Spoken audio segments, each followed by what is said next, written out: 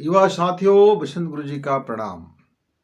आज हम आजकल की जो लाइफ स्टाइल और उलझी हुई युवा वर्ग और दम तोड़ती नौजवान, आत्महत्या करते हमारे प्रतिभाशाली बच्चे और दिशा से भटकती हुई हमारी बेटियां और एक ऐसी संसार में अपने आप को ढकेल देती है जहां बारूदी दुर्गंध हो सकता है, जहां जिंदगी में एक बदबू रहता है, नार की जीवन हो जाता है और एक ऐसे मकड़ जाल में फंसता हुआ खुद को अपने ही बुने हुए जाल में अपनी ज़िंदगी बर्बाद कर लेता है। जब यह बात उन्हें समझ में आता है तब तक का बहुत देर हो चुका होता है। जब यह बात उनको लगता है कि अपनी ज़िंदगी में बड़ी गलत हो गया, तब तक उनके पास लौटने के लिए कोई विकल्प नहीं रह जाता। सारे सहारा चुक चुके होते हैं, सारे लोग नफ़रत करने रहते हैं। घर वाले भी उनके साथ नहीं होते हैं क्योंकि घर वालों को भी छले होते हैं।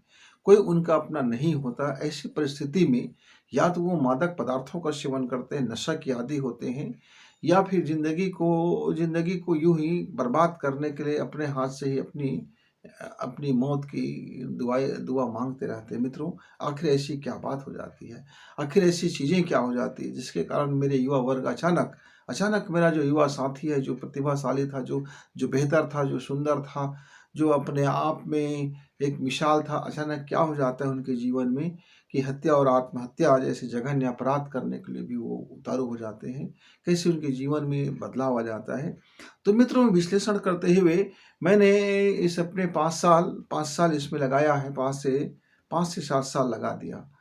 मैं इस बीच में मैंने कई युवा वर्गों का अध्ययन किया है, कई दाम्पत्य का अध्ययन किया है, कई जोड़ियों का अध्ययन किया है, कई लड़की और लड़कियों की समस्या है, उनको हमने अध्ययन किया और मानवीय संवेदना के साथ अध्ययन किया, बौद्धिक के साथ अध्ययन किया, साइकोलॉजी को उनके ऊपर रखा। तो मुझे लगा कि आज का यह वीडियो मेरे युवा वर्ग को ये सचेत करने के लिए ज़रूरी है कि उनकी यदि दिशा इस तरह से कहीं कोई भटक गया होगा, उनके साथी कोई भटक गए होंगे या खुद वो अपने जीवन में इस तरह से कुछ भटकाव में पहुंच गया होगा और अभी भी उनके पास कोई रास्ता है, कोई विकल्प है, कोई सहारा है, तो अपने आप को चेंज कर लें। चेंज करने के लिए उनको क्या करना होगा? उनको अपनी मानसिकता के साथ संघर्ष करना होता है। ऐसे व्यक्ति को कोई बाहरी व्यक्ति ना तो सलाह से, ना तो ज्ञान से, ना तो दवा से, ना तो दुआ से किसी भी तरह से उसको समझा नहीं सकता, क्योंकि ये समस्या उनके भीतर जन्म लेता है। ये समस्या उनके अवचेतन मन में होता है। ये समस्या उनके माइंड में होता है, क्योंकि वह अपने को पहले माइंड से अपने आप को वह उस दिशा में ले जाता है, उसकी संरचना करता है और वो उसी में अपने आप को रमा देता है। इसलिए इसकी जो बचाव है उन्हीं के भीतर से उत्पन्न होगा। इस समस्या का समाधान भी उन्हीं के भीतर से ही उत्पन्न होगा। तो एक कहानी मैं आपको बताता हूँ, कैसे पैसा से शुरू होती है। पैसा पैसा के लिए कुछ हमारे नौजवान मित्र, चाहे वो लड़की हो या लड़का हो, क्या करते हैं, यदि उनकी कुदरत ने सुंदरता दे दिया है, उनको लगता है कि उनकी सुंदरता है। कभी कभी तो सुंदरता नहीं होते हुए भी लेकिन वाक्पटुता होते हैं, बातचीत कला में माहिर होते हैं, उनके पास ब्रिलियंट बुद्धि होता है, उनके पास दिमाग होते हैं, उनके पास चातुर्य से भरा हुआ जबान होता है और निरीक्षण करने वाली बुद्धि भी होते हैं। माने है तो प्रतिभाशाली, पर इनकी दिशाएं जरा भटक गया, इनकी दिशाएं जरा भटक गई। अप्सरा जैसे भी लड़कियां होती हैं, खूबसूरत लड़कियां होती हैं और मनमोहक लड़कियां भी होती हैं, और कुछ लड़के भी ऐसे होते हैं जो एक बार किसी के साथ बैठ जाए तो मन भा जाए, दिल भा जाए, और इन्हीं का वो वाइब्रेशन का वो फायदा उठाना चाहते हैं। क्या करते हैं, अक्सर ऐसे नौजवान बच्चे 18 साल, 20 साल, 22 साल वाले ये इस दिशा में कदम उठाते हैं, इस ट्रैप में फंस जाते हैं। वो उस अपने शरीर की जो आकर्षण है और जो जबान की आकर्षण है, बोलने की जो कला है, फिर वो उसके माध्यम से वो अपने कुछ साथियों के साथ वो इसका प्रयोग करते हैं और वो उसके अपने शरीर के अंदर में अपनी सेक्स की ऊर्जा को इतना बढ़ा देते हैं कि आसपास के जो लोग हैं, जो उनके संपर्क में आते हैं, वे उनकी ओर भले आकर्षित होते हुए चले जाते हैं। वे अपने आपा खो बैठते हैं और ये फिर क्या करते हैं, अपनी सुंदरता की जाल में फंसा करके फिर एक नाना प्रकार की बातें बताते हैं, कैसे घर वाले से पीड़ित है, कैसे उनसे पीड़ित है। अरे ऐसा सिंपैथी अपने आप में वो जाहिर करते हैं कि वो लड़का यदि किसी लड़की के ट्रिप में फंस गया है तो उसके ऊपर वो धन लुटाता हुआ चला जाता है। पैसे पैसे और पैसे लुटाता चला जाता है। और ऐसे ऐसे जो हसीना होती हैं, ऐसी जो लड़कियां होती हैं, ऐसे जो ट्रिप जाल में फंसा ली होती हैं, वे उनके पैसे के मौज करती है, मस्ती करती है, अय्यासी करती है। और उसके लिए उनको अपने शरीर का शिक्ष भी एक औजार की तरह काम लेता है, वो टूल्स की तरह उसको काम लेता है, अस्त्र की तरह वो काम लेता है। किस तरह से नाजे करना है, नखरा करना है, छुअन देना है, नहीं छूने देना है, किस शिक्ष में कब उतरना है, नहीं उतरना है, ये सारे उनके ब्रिलियंट बुद्धि में सब चलते रहता है और इस तरह से ट्रिप्स में फंस जाता है। एक बार एक जेल के मेरे कुछ मित्रों से मिलना हुआ। मैंने उन नौजवान बच्चों से पूछा, करीब 45 बच्चे थे। मैंने उनसे पूछा, बेटा आप लोगों की बढ़िया बिजनेस था, किसी का धंधा था, किसी का नौकरी था, किसी का चाकरी था, किसी का अलग-अलग व्यवसाय में थे। आप लोग इस तरह से एक लड़की की झांसे में आकर के अपना जीवन कैसे बर्बाद कर डाला? आज जेल में आपका आज बेल नहीं हो रहा है। बड़ा मुश्किल हो गया। तो उन्होंने बताया कि क्या बताएँ गुरुजी, हमने उनकी बातों पे आए और इस तरह से हमने पैसा लुटाया और वो कभी हमसे सेक्स कर लिया करती थी और बातों-बातों में हमको उलझा लेती थी, फ़ोन में हम लोग जुड़े होते थे और इस तरह से एक 1-2 वो अपने बताते भी थे कि कैसे और लड़कों से उनका संबंध है। वे कहानियाँ बताते थे कि कैसे उसने किस लड़के ने उनके साथ किस तरह से वो किया है, ये किया है, कुछ कहानियाँ भी बताते थे और हम अचानक उनकी इस जाल में, ट्रैप में फँस गए और वो यहाँ से भाग गई। वो किसी दूसरे जगह में जा कर के अन्य इसी तरह से वो अपना मानसिक एक तरह से साइकोलॉजी है, मानसिक रोग है। वो धंधा नहीं करती, बिज़नेस नहीं करती, लेकिन लोगों को फँसाना, ट्रैप करना और सबको शादी के लिए उकसाना और शादी नहीं करना और फिर अपनी हँसी मज़ाक से, ठिठोली से, अपने बोली-चाली से और अपने नाज़ो-नखरे से वो हमको फँसा लेते हैं और हम बर्बाद हो गए। तो मित्रों, उनकी बड़ी और बहुत बड़ी कहानियाँ हैं। मैं यहाँ उतनी सारी कहानियाँ शेयर नहीं कर रहा हूँ, आपको केवल सार संक्षिप्त बताया हूँ। इस तरह से मैंने एक बार एक दूसरी जगह जाना हुआ और ऐसे कुछ में हुआ। एक एक मेरे मित्र की और अजीबो-गरीब कहानियाँ हैं, इसी टाइप की कहानियाँ हैं। उस लड़के से उनका किसी माध्यम से मिलना-जुलना हुआ और एक-दूसरे से परिचय होते-होते वे उनके बातों में बहकने लगे। नौजवान मित्र, बहुत शानदार मित्र हैं और बहुत ब्रिलियंट मित्र हैं। साहित्य जगत में नाम है उनका, उनका अपना मीडिया जगत में भी उनके अपने अच्छे रहे हैं, खासी पकड़ है। फिर भी क्योंकि आदमी जब ऊर्जा के क्षेत्र में आता है और वो ऊर्जा से अपने शरीर से एक आकर्षण निकालता है, जिस प्रकृति से आकर्षण निकलने के बाद आदमी अपनी सुध-बुध खो बैठता है, वो उसी का उसमें बहुतायत पाया जाता है। और वो फिर उससे पैसा लेने लगी और वो उसको पैसा देने लगा। उसको धीरे-धीरे ऐसा हुआ कि अब इस बार लड़की वो चालाकियाँ नहीं झेल सकी।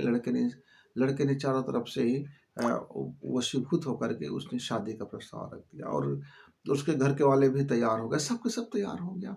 अब वो लड़की इस जाल में फँस गई। फँसाया तो था लड़के को, कि उससे पैसा लिया था और वो सोचा था कि ट्रिप से में जाएँगे, लंबे-लंबे यात्राएँ करेंगे, कपल ट्रिप से करेंगे, घूमेंगे, फिरेंगे, नाचेंगे, गाएँगे, मस्ती करेंगे और क्या, ज़िंदगी को वैसे ही समझ रहे थे। ना ना ना उसको अपने जीवन का होश, ना अपने परिवार का होश, ना अपने मानवता का होश। और फिर क्या होता है कि आपने देखा होगा, कई समाचार आते हैं, बीच-बीच में आते रहते हैं, शादी नहीं हुआ है, लड़का-लड़की एक साथ रहने लगे हैं, कुछ दिनों तक रहने लगे हैं, फिर क्या बात हो गया कि लड़की के मर्डर हो गया, लड़के के मर्डर हो गया, अभी-अभी शादी हुआ है, अभी अब गए हैं, पिकनिक के लिए गए हैं और अपने पति का मर्डर कर दिया, उसका मर्डर कर दिया। मतलब ढेरों सारे अपराध आपको दिखाई देने लगेंगे। ये चरम सीमा में जब हो जाते हैं तो अपराध हो बैठते हैं। गुस्से में कंट्रोल नहीं हो पाता तो अपराध कर बैठते हैं, या उनकी प्लान सक्सेस नहीं होता है तो अपराध कर बैठते हैं।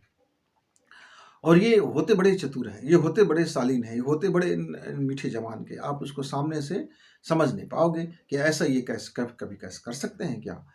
सामने में होते हुए आपको यकीन नहीं होगा, क्योंकि इनके व्यवहार इतने चतुर होते हैं, इतने कुशल होते हैं कि अपने व्यावहारिकता से, अपने बुद्धि से, अपनी ताकत से, अपने मानसिक ताकत से, अपनी ज़बान की ताकत से, अपनी आँखों की ताकत से, अपने हाव-भाव से, अपनी संवेदनाशील से ये लोगों को रिझा लेते हैं। मित्रों, लेकिन बर्बाद कौन होता है? बर्बाद अंततः वही होता है। अब मसलन मान लीजिए, वो 40 लड़के की जो मैं कहानी बता रहा हूँ, अभी तो वो जेल में थे, उसके बाद वो 1 साल के बाद जेल से रिहा हुआ और रिहा होने के बाद उसने अपनी ज़िंदगी बसा ली, अपनी घर परिवार में लौट आए। उसमें से तो 40 में से 4 35 बच्चे जो शादीशुदा थे और उनके घर वाले ने उनको स्वीकार कर लिया, माफ़ कर दिया, नई ज़िंदगी जीने लगे।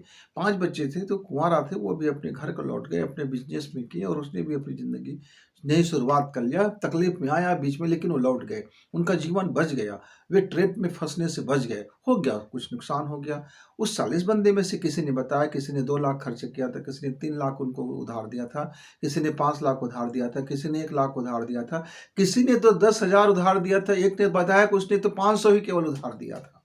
उधारी के नाम से वो लेते थे और अपने शान शौकत में लगाते थे। तो तरह-तरह ये क्या एक मानसिकता है, ये एक साइकोलॉजी है, ये एक बीमारी है, हमको समझना होगा। यदि ऐसे कोई बच्चे इस तरह से हरकत कर रहे हैं, तो उनके माता-पिता को समझना होगा कि उनके बच्चे बीमार हैं, उनके अंदर में एक दिमागी कीड़ा है, उनके अंदर में एक साइकोलॉजी है, जो वो उसको उकसाता है। वो है नहीं ऐसे, वो मूल स्वरूप में ऐसे नहीं होते हैं, वो नैसर्गिक ऐसे नहीं होते हैं, वे प्राकृतिक ऐसे नहीं होते हैं, वे बहुत अच्छे होते हैं, चाहे लड़का हो या लड़की हो। उनके पास कलाएँ होती हैं, उनके पास गुणवत्ता होती है, उनके पास गुण होते हैं, पर उसका दिशा होता है थोड़ा-सा वो अमानवीय हो जाते हैं, वो भटक जाते हैं। वे डार्क साइकोलॉजी में फँस जाते हैं मित्रों।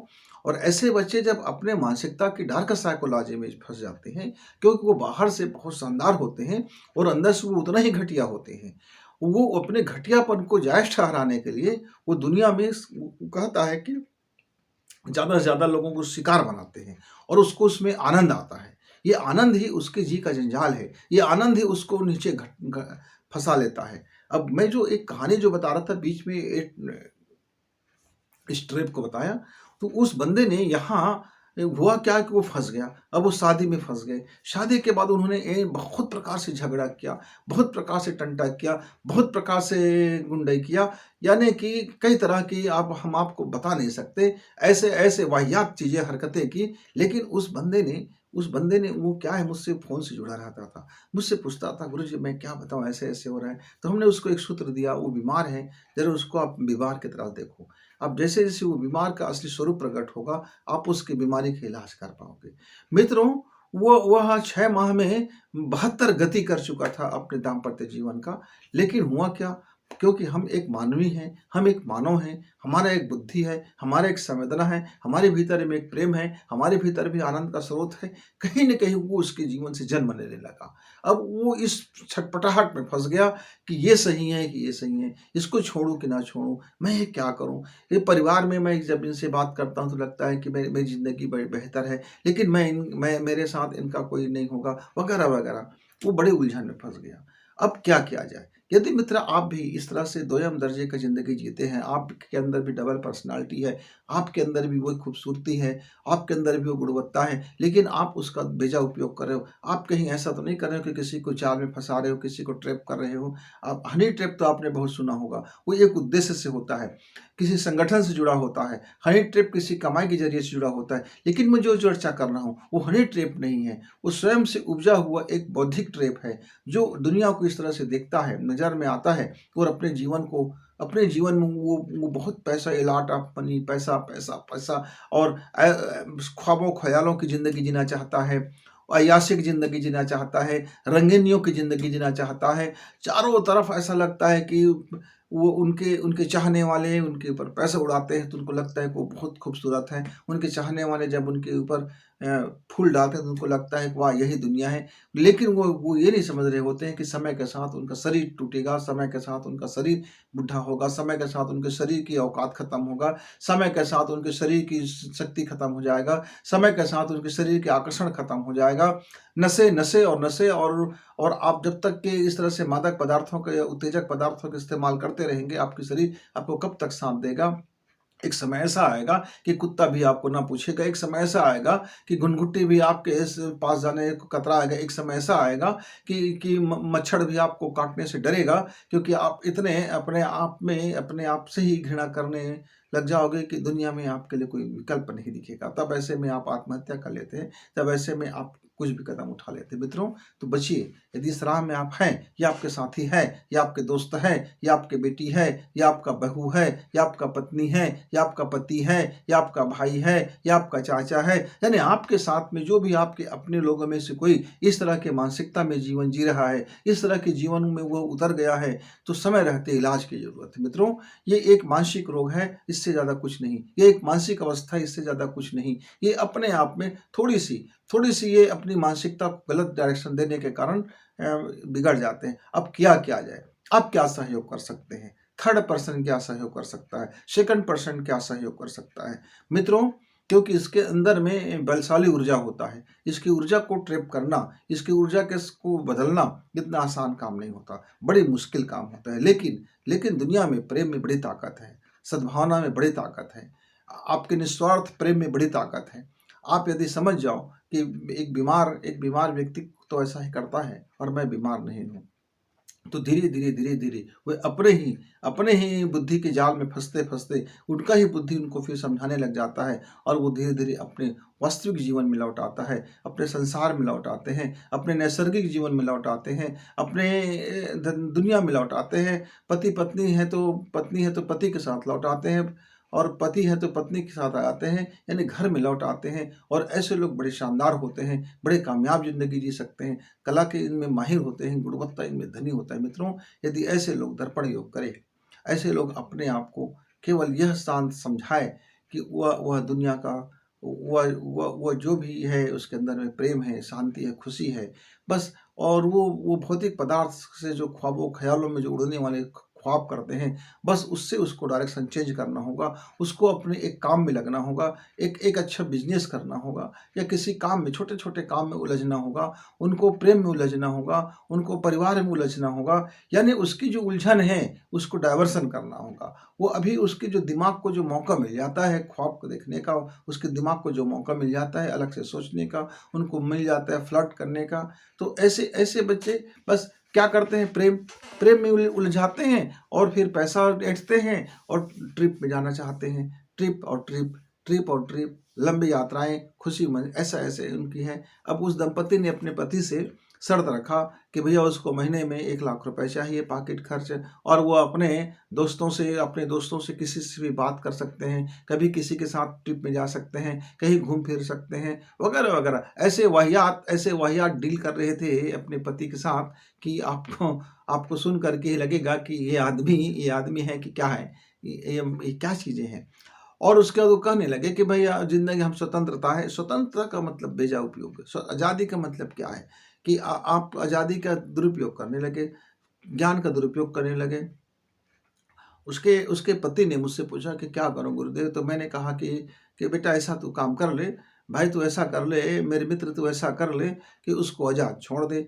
उसको कह दे कि मेरे पास पैसा नहीं है, मेरे पास तुमको ट्रिप में जाने के लिए कुछ नहीं है, तुम्हारी सुंदरता मेरे लिए 2 कौड़ी की है, तुम्हारी जो वाक पड़ता है मेरे लिए 2 कौड़ी की है, तुम मेरे लिए 2 कौड़ी के हो, तुम मेरे लिए किसी काम के नहीं हो, जो मेरा परिवार का नहीं, जो मेरा नहीं, जो मेरे माता पिता का नहीं, जो मेरे भाई बंध का नहीं, जो परिजन का नहीं, जो किसी प्रेम का नहीं, वो मेरे लिए किसी काम का नहीं। तुम हो सकती हो, हूर हो सकती हो, परी हो सकती हो, लेकिन तुम मेरे लिए कोई किसी काम का नहीं। अब मैंने ना तो जीवन में तुम्हारा स्थान है, न मन में स्थान है, न हृदय में स्थान है। और ज़रा तुम अपने आप को उनको बता दो, घर में बता दो, परिवार में बता दो कि हमारे बीच में ऐसे चल रहा है।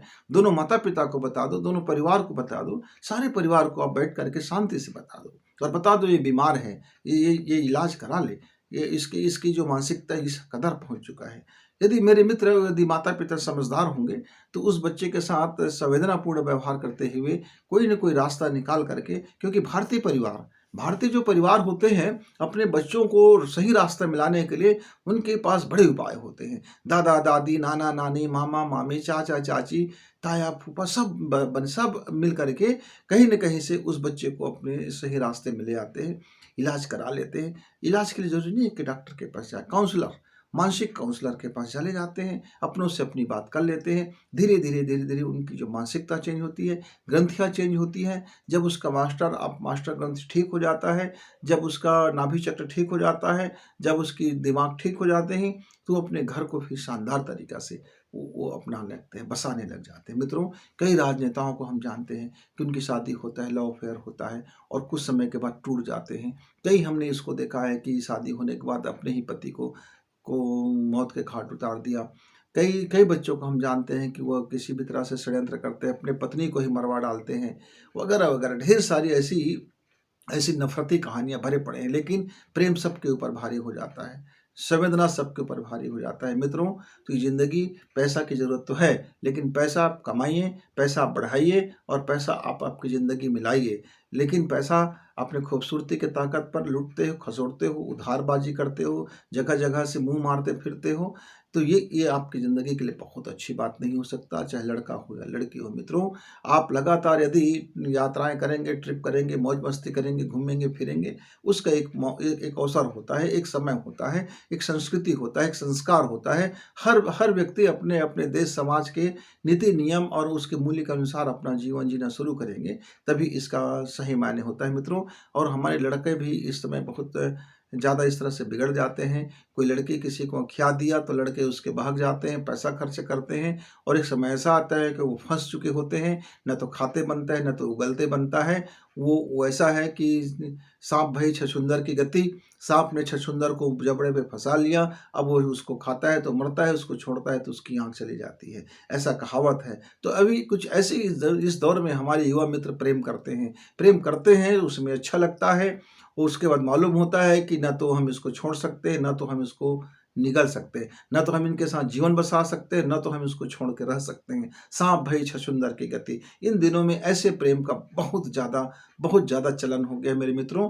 प्रेम एक ईश्वर का दिया हुआ वरदान है। आप उसको समझिए, स्नेह को समझिए, माता पिता को समझिए, अपने जीवन को समझिए। जिस क्षण आप अकेले हो जाएंगे, जिस क्षण आप अपने जीवन को बेहतर ही समझेंगे, आप प्रेम भी पाएंगे, लंबी यात्राएं भी करेंगे, पैसा भी रहेगा, बिजनेस भी होगा। लेकिन आपको समझना होगा, इस संसार में केवल आपको कुछ भी करने का अधिकार नहीं है। आप किसी को नुकसान करने का अधिकार नहीं है, किसी की आज़ादी को हनन करने का अधिकार नहीं है, किसी के माता पिता को तोड़ देने का अधिकार नहीं है, किसी की हत्या करने का अधिकार नहीं है, किसी के साथ फ्लर्ट करने का अधिकार नहीं है, किसी के साथ बेजा हरकत करने का अधिकार नहीं है। बहुत सारे अनैतिक कार्य आप जो करते हैं वो आपका अधिकार क्षेत्र में नहीं आता। केवल आप इतने ही स्वतंत्र हो कि आप अपने हिस्से का जीवन जीते हो, लेकिन जिस माता पिता ने आपको जन्म दिया उसके प्रति भी आपका कुछ कर्तव्य है। जिससे आपका शादी हुआ है उस दाम्पत्य के साथ भी आपका कुछ कर्तव्य है। जो मित्र आपके साथ जो साथ खड़े होते हैं उसके पीछे भी आपका कुछ कर्तव्य है। आप अपना कर्तव्य से पल्ला झाड़ लोगे और सिर्फ मौज मस्ती में ही सोचोगे तो ये आपके लिए आत्मघातक है मित्र। इसलिए मेरे नौजवान मित्रों, यदि आजकल आपके जो अफेयर्स हैं हम उसको देखते हैं और देखने के बाद मैं बड़ी बड़ी जिम्मेदारी से ये कहना चाहूँगा कि मैं जो बात आज शेयर कर रहा हूँ ये लंबी अनुभव और बहुत सारे अध्ययन करने के बाद में कह रहा हूँ मित्रों। तो हमने अलग अलग समय में अलग अलग तरह से प्रेम को देखा, अफेयर्स देखे और इस समय में जो है जितने भी आप 80% युवा कुछ ऐसे ही फंसे हुए हैं। प्रेम करने के बाद वो ऐसे फंस जाते हैं कि सांप भई छछूंदर की गति।